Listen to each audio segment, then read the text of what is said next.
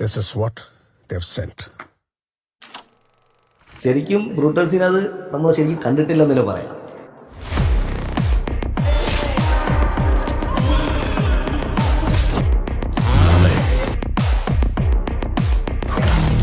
സെൻസറിങ്ങിന്റെ ഭാഗത്ത് 8 മിനിറ്റോളം കട്ട് ചെയ്തതിന്റെ ഡീറ്റെയിലിംഗ് ഉണ്ട്.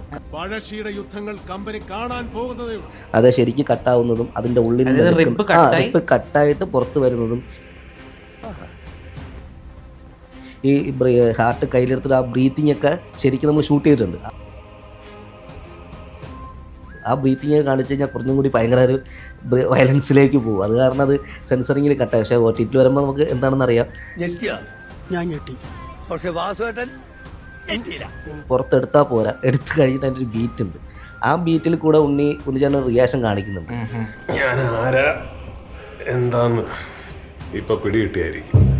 കുഞ്ഞിനെ എടുക്കുന്നതിൻ്റെയൊക്കെ ക്ലിയർ ഡീറ്റെയിലിംഗ് ഉണ്ട്. ബേബി പുറത്ത് വരുന്നുണ്ട്, പുറത്ത് വരുന്നത് ലൈവ് ഉണ്ട്.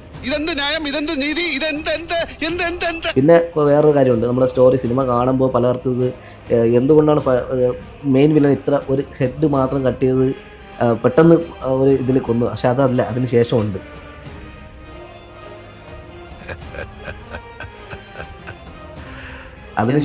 അതിനുശേഷം ഭീകരാവസ്ഥ കാണിച്ചിട്ടുണ്ട്. ഹെഡ് കട്ട് ചെയ്ത് കഴിഞ്ഞ ശേഷവും ഹെഡിനെ നശിപ്പിക്കുന്നുണ്ട്. അതായത് പൊട്ടിച്ച് ബ്രെയിൻ വരെ പുറത്തെടുക്കുന്നുണ്ട്.